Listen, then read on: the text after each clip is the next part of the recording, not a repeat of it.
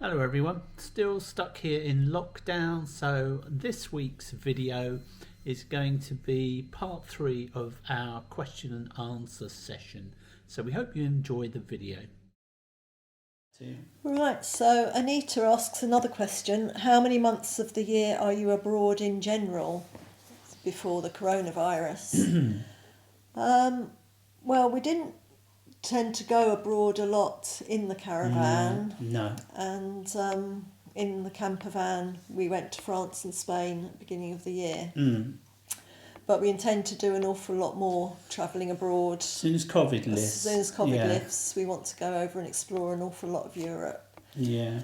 But we are away in the UK for quite a long time. So, for example, last year we did 116 nights in total in the caravan and campervan.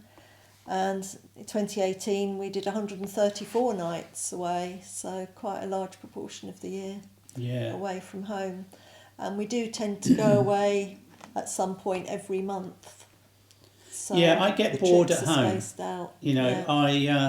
I get bored at home, and we don't do as much, do we, when we're at home? I don't know what it is, but we don't go out. We don't go out as much, so I get bored, and then I get itchy feet, and I start yearning for the campervan.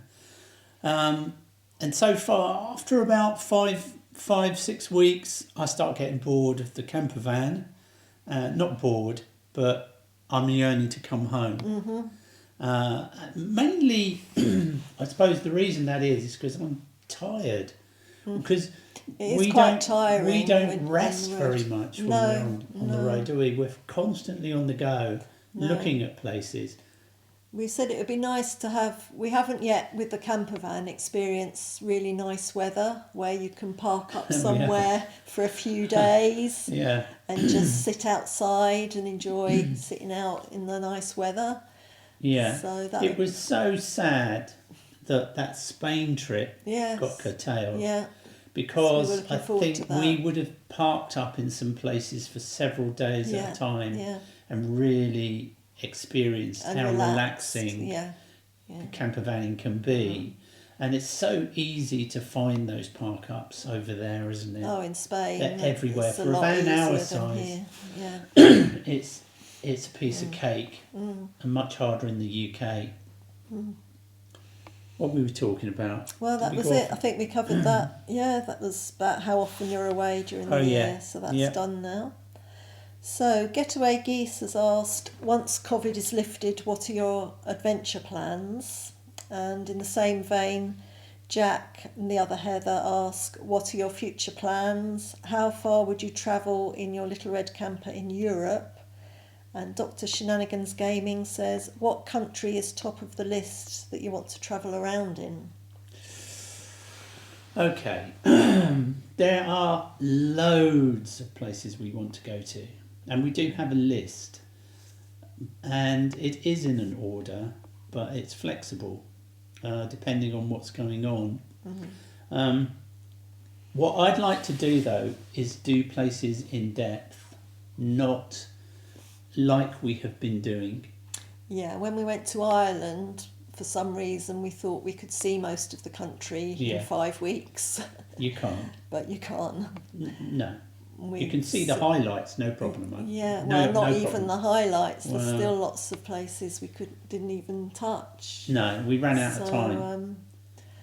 And do you know what? I want to do places in depth. I like making films, and I like those films to be useful. And we missed a lot of places. It's because of lack of local knowledge and stuff like that. We were, we'd gone past a place when people in the comments were telling us about, are you going to do this? And are you going to know? Because we didn't know it existed. And it's always going to be the way when you're touring in a campervan and you're making videos. You've got to be out all day shooting. And then somebody said, why do I never cook? Mainly I do cook, but I've got to edit the videos to try and keep up. And I'm making a film on all my camera equipment, but and I use an iPad, and that runs out of space, so I have to keep on top of it. Otherwise, the whole thing will get gummed up. Bogged down. Yeah.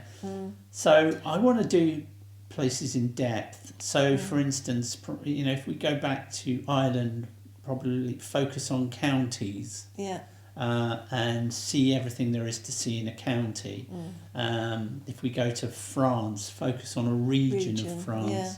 Yeah. And we went to Spain, didn't we? Yeah. And we went through France like a knife we through just butter. Drove. Well, that was always the plan, just to drive through France and get to Spain, and then we were hoping to explore Spain. Yeah. But didn't you feel? I felt as we were going. Waste. Yeah, on these roads, you see these beautiful signs, these road signs advertising like local history. Yeah. Every time I went through one, it's like a dagger in the heart. You think, oh my, missed that. Yeah. We just missed this. Yeah. Wish we could have stopped. Loads of places we want to go to, but we want to do it in depth and slower. Yeah, and top of our list was Norway, which was something we'd planned to do this year, definitely. So again, inspired by people like Theo and B. Oh, the Indie Project. Yes. Yeah, they've done a great guide to travelling in Norway, which you can buy as an ebook. Yeah. Which and have to read up. Explorers. And the Explorers. Yeah. So many places they've seen. Yeah.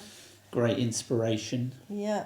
And I'd love to go to explore the beautiful scenery around the Alps, so around France and Switzerland and into Slovenia. There's some beautiful scenery in the mountains there that we've seen on Andrew Ditton's YouTube channel. Yeah. So much to see. And of course, Ireland Part 2.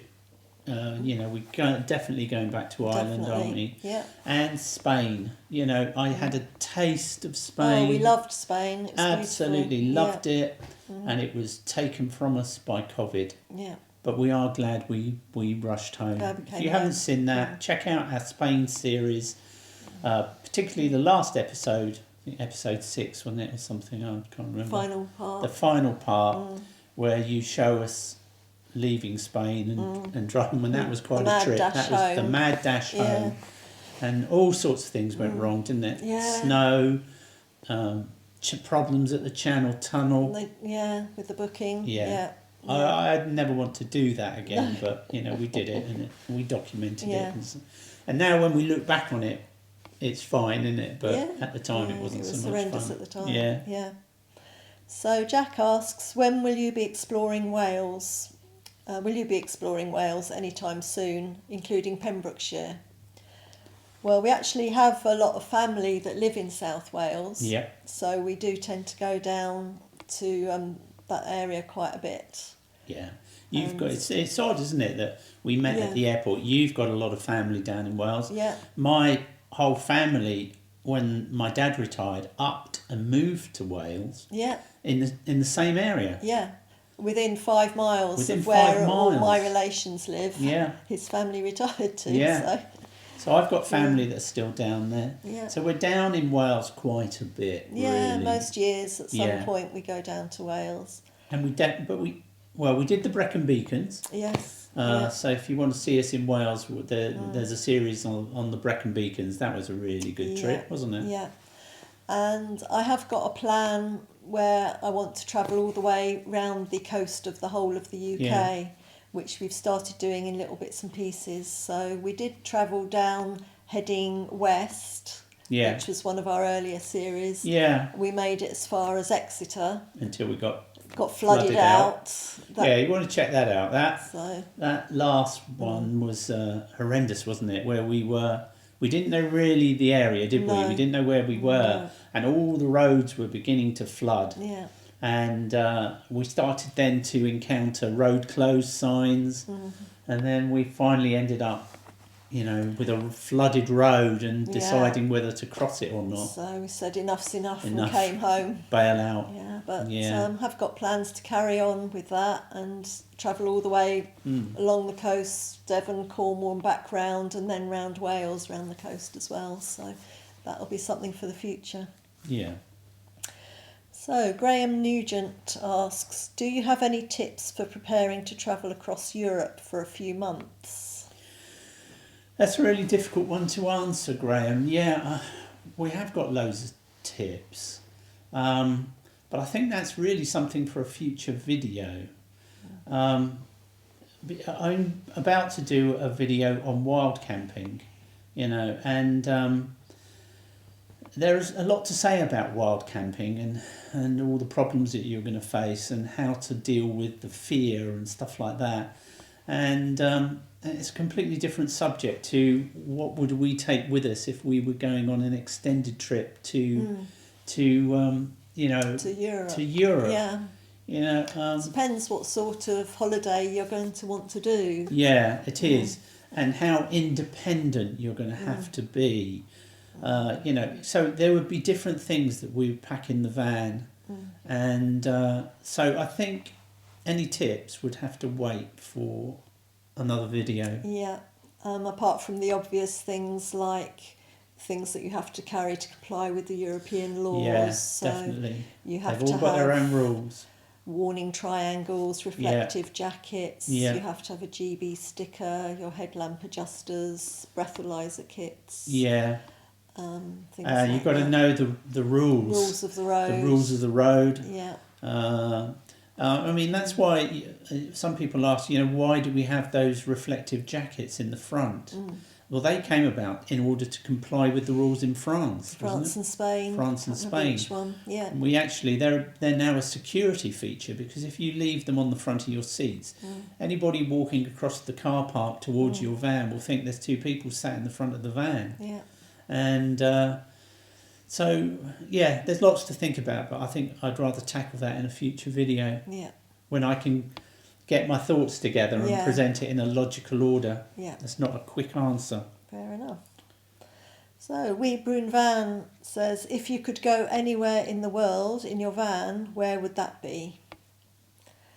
And we both said at the same time, America, USA. Yeah, definitely. Definitely. That place is vast, and there are so many beautiful places. We're lucky, we've seen quite a few, haven't we? Yeah. But it would be great just to take our camper van and have it in America and be able to explore with all your home comforts. Yeah. And we follow a guy on YouTube called Nate. His channel is Element Van Life. Element Van Life. He has an MV200. He's going to be getting rid of his soon. He's just sold it, actually. Yes. Yeah, he has, hasn't he? Yeah, because he's looks like he's getting married at some point. I hope he does the right thing by that girl. I hope so. And we've enjoyed his films, and we know we love the American way of life. He's travelled vast distances in his MV200 in America, so it can be done. Yeah. And we know a few people over there as well, don't we, that we haven't met. Through the Facebook group. We have met through our Facebook groups that we used to run. So it would be nice, wouldn't it, to just rock up in the little van and say hello one day. Knock on the door. Yeah. Okay, so moving on to the next subject about using the camper van. Getaway Geese asks, if you could change one thing in your red car, what would it be, and what's the best thing in the little red car? Well, the one thing that really bugs us quite a bit at the moment is that navigation system and the reversing camera not working. So that's what I would change. I would just get a nice big screen in the front with a lovely navigation system that worked. Wouldn't it be great to have nice big screen they have in a Tesla? Oh yeah, beautiful. Well, we have often thought about putting an iPad there to make a big screen. And I think it could be done. The downside would be you'd always have to be packing it away whenever you left the van. Well, you'd have to detach and be put out of sight. But that what is that? I can't remember what make it is. Pioneer. I don't know if it's something to do with the model or it's something to do with the way it's been fitted. I really don't know.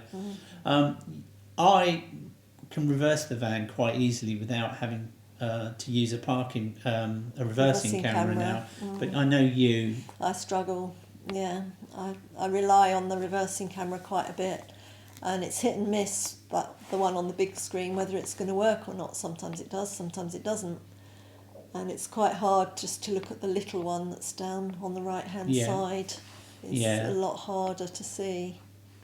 Carol does most of the driving now, and that's because Carol doesn't like to do the filming. When we're driving? No, particularly when we're driving. Carol doesn't like to do the filming because I've been filming for years.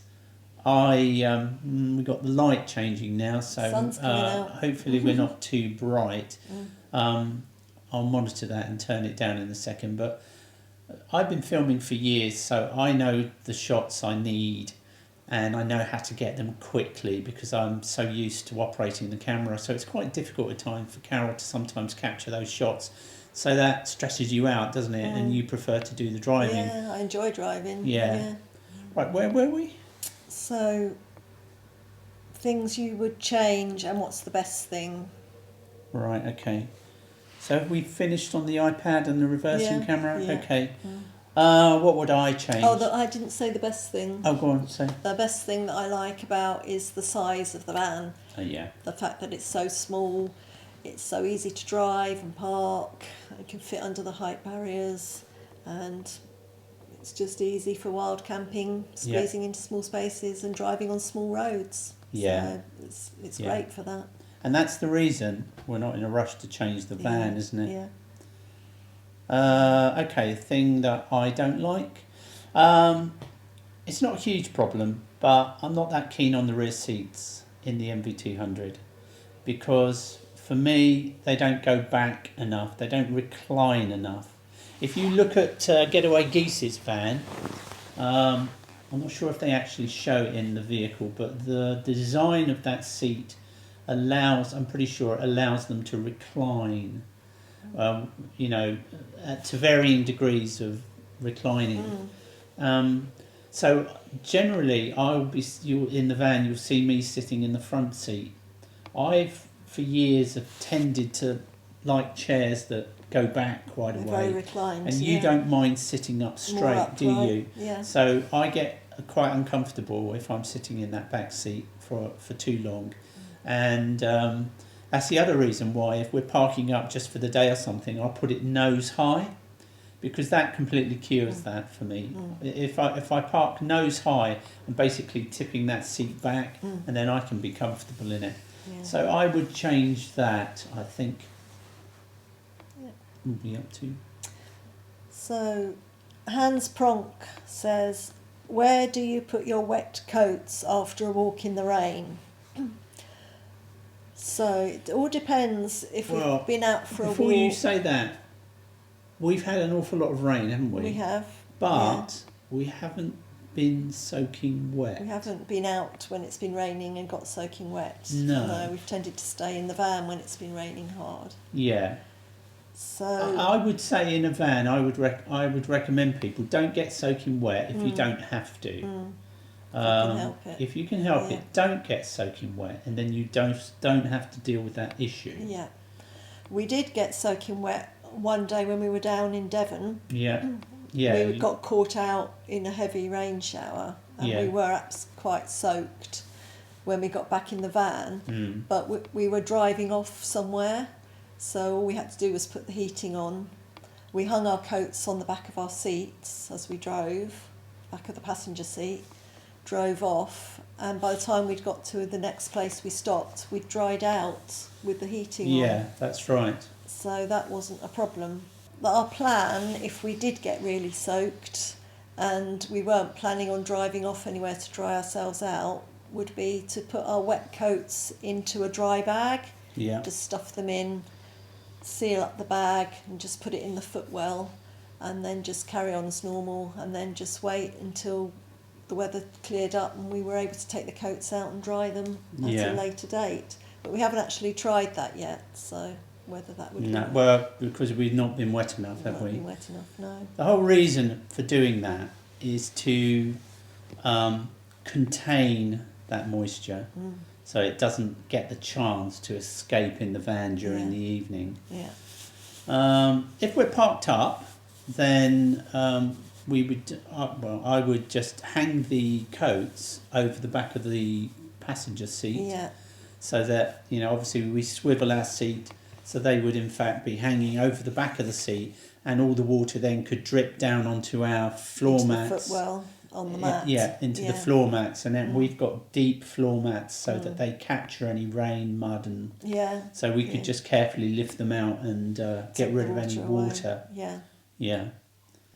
You mentioned, did you, to put them on the back of the car seats when we're driving? Yeah. Okay. Yeah. Yeah, so that's what we would do. So Hans also asks, is the camper not becoming damp after cooking? And do you have any ventilation besides when you put the roof up? And is there any ventilation when you sleep at night besides putting the roof up? Okay, in all camper vans and in motorhomes, condensation is always a problem. Obviously, most of the windows in a motorhome don't suffer from condensation because they are double glazed plastic windows, the same as you get in a caravan. We never had condensation in our caravan, did we? No. And but they've still got this massive plate of glass for the windscreen, which is single, and so they, just like us, can lose a lot of heat through that glass, and there will be moisture condensing. Now you can stop that happening by having a cover on the outside of the glass, like a sort of snug cover, but we wouldn't have one of those, and the only they work really well, and they will control that moisture build up, but no good for us because we wild camp, and I would never wild camp with something covering the windscreen on the outside that required me to get out and remove it before I could drive off. So that's why we can't use those. We always get condensation. We can be just sat inside boiling a kettle, and our windows will instantly mist up. Steam up, Yeah, but that's not what I would class as damp. It's not damp. It's not damp. It is condensation on the windows, but damp I would class as the furniture feeling, damp. Yeah, no, we've and never things had like that. We've never had that. No. So the solution, I mean, if when I'm cooking things start to mist up with condensation, I would just open the little side windows a crack. Yeah. And that soon solves the problem. Or now we've got the new pop top tent. It's got two little flaps, one either side, that you can just roll up, and then that'll let some fresh air in. Have a good airflow through then, good don't we? In. Yeah. The other thing is the aircon. If you're misting up, or and it's getting too much, flip the aircon on, start the engine, put your air conditioning on. You don't have to. A lot of people think air conditioning is just for making the temperature cold. No, what air conditioning does is it regulates the moisture level. Yes, it can be cold because it will refrigerate it. But you can have the aircon on with the air temperature warm, so it's actually blowing warm air out, but it's still taking that moisture out of the air, and it's very, very efficient at doing that. Obviously you're burning fuel, but it's a minimal amount of fuel. So if you're in a place where running the engine isn't going to disturb anybody, that's something we quite often do in the morning. Particularly we were doing that a lot on our series down at the Brecon Beacons. What time of the year was that? January. That was January, okay. January in the Brecon Beacons in Wales. It's going to be wet. Yeah, it's going to be wet, and it was cold, misty, and we had a lot of condensation that we had to deal with. So in the morning I would start the engine, let the air conditioning take care of that. And I think that's about all I can say on that. Yeah, and as regards when we're asleep at night, if we were able to, and it was warm enough, we would have the roof up. Yep. And if it was hot, we could then open the side vents, and that would let some air in. And we've got the fans as well. Yeah, which that's have right. been really good. The fans make a huge difference. They're not in the van at the moment because we don't need them. No, it's too cold at the moment. If we were wild camping somewhere where we didn't feel safe having the roof up, and it was very hot, then we'd just have to rely on the fans, but we'd never open a side window at night time. No.